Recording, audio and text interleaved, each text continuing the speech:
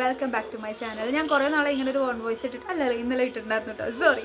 അപ്പം ഇന്നത്തെ വീഡിയോ വന്നിട്ട് ഞാൻ ഇപ്പോൾ കുറച്ച് നാളായിട്ട് ലൈവിലൊക്കെ വരുന്നുണ്ട്. അപ്പോൾ ലൈവിൽ വരികയെന്ന് പറയുന്നത് ഭയങ്കര സന്തോഷമായിട്ട്. ഇപ്പോൾ നമ്മൾ വെറുതെ ഇരിക്കുന്ന സമയത്ത് ഇങ്ങനെ ചാറ്റ് ചെയ്യുന്നതിനൊക്കെ ഒരു രസമല്ലേ, നമ്മളിങ്ങനെ ഓൺലൈനിൽ ഇരുന്ന് ക്ലാസ് ഒക്കെ എടുക്കുന്ന പോലത്തെ ഒരു അവസ്ഥ.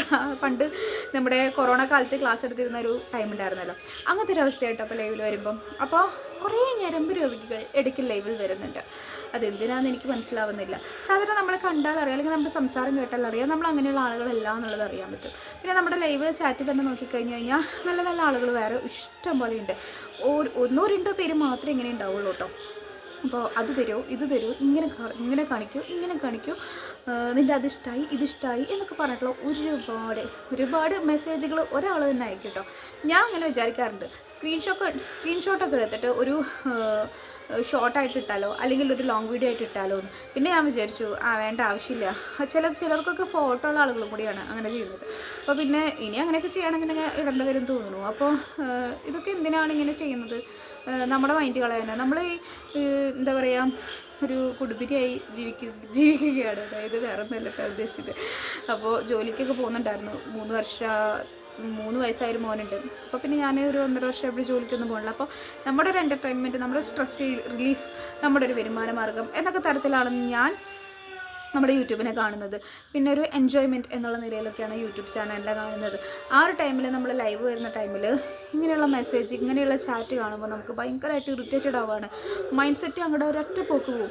നമ്മളിങ്ങനെ കഷ്ടപ്പെട്ട് ഒരു ചാനലൊക്കെ ഉണ്ടാക്കിയെടുത്ത് മോണിറ്റൈസേഷനൊക്കെ ആക്കിയെടുത്ത് വരുമ്പോൾ ഇങ്ങനെയുള്ള കമൻറ്റുകളൊക്കെ കാണുമ്പോൾ എന്തിനായിരുന്നു, വേണ്ടായിരുന്നു ഈ ചാനൽ തന്നെ, അങ്ങനെയൊക്കെ ചില സമയത്ത് നമുക്ക് തോന്നിപ്പോട്ടോ. അങ്ങനെയുള്ള ആളുകളും ഉണ്ടാവും, എനിക്കറിയാം.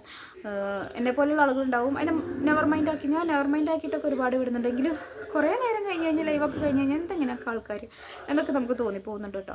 അപ്പോൾ ഇപ്പോൾ എനിക്കിതിനെക്കുറിച്ചൊന്നും അറിയുന്നുണ്ടായിരുന്നില്ല. ആദ്യമായിട്ടായിരുന്നു ഞാൻ ലൈവിലൊക്കെ വരുമ്പോൾ അങ്ങനെയൊക്കെ കേൾക്കുമ്പോൾ ഞാനപ്പോൾ പ്രതികരിക്കുക, എന്തിനാണ് ഇങ്ങനെയൊക്കെ ചെയ്യുന്നതെന്നൊക്കെ ഇങ്ങനെ എനിക്ക് ആകെ വിഷമവും. ഞാൻ എൻ്റെ മൈൻഡ് പോയി മുഖമൊക്കെ പോവുകയൊക്കെ ചെയ്യും.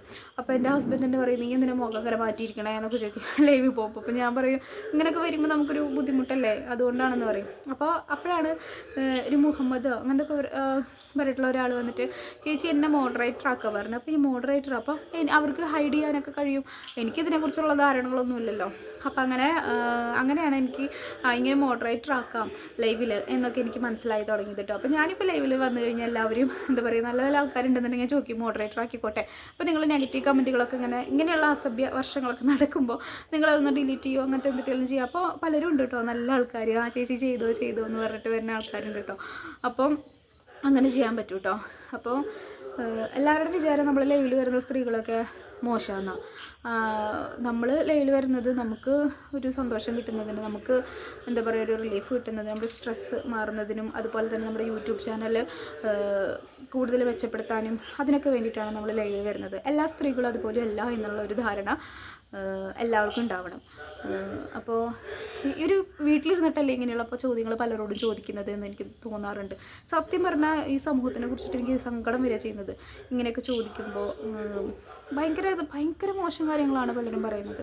അപ്പോൾ ഇങ്ങനെ ലൈവിൽ വരുന്ന എന്നെപ്പോലെയുള്ള ഒന്നും അറിയാത്ത ആൾക്കാരുണ്ടെന്നുണ്ടെങ്കിൽ അവർക്കും കൂടിയുള്ളൊരു ഇതാണ്, ആരെങ്കിലും ഒരാൾ നല്ലൊരാളെ നോക്കി മോഡറേറ്റർ ആക്കി കഴിഞ്ഞ് കഴിഞ്ഞാൽ അവരത് ഹൈഡ് ചെയ്തോളൂ. നമ്മൾ ഹൈഡ് ചെയ്യുന്നത് അത് നമുക്ക് മോശമാണെന്നാണ് പറയുന്നത്. അതുകൊണ്ടാണ് ആരെങ്കിലും മോഡറേറ്റർ ആക്കുകയാണെന്നുണ്ടെങ്കിൽ തന്നെ അവരെന്നെ അപ്പം ഹൈഡ് ചെയ്ത് പൊക്കോളും. അപ്പോൾ അങ്ങനെ നിങ്ങൾ ശ്രദ്ധിച്ചോളൂ കേട്ടോ. അപ്പോൾ ഇത്രയാണ് എൻ്റെ വീഡിയോ. അപ്പോൾ നിങ്ങൾക്ക് ഇഷ്ടപ്പെടുകയാണെങ്കിൽ സബ്സ്ക്രൈബ് ചെയ്യാനും ലൈക്ക് ചെയ്യാനും ഷെയർ ചെയ്യാനും മറക്കരുത് കേട്ടോ. ടാറ്റാ.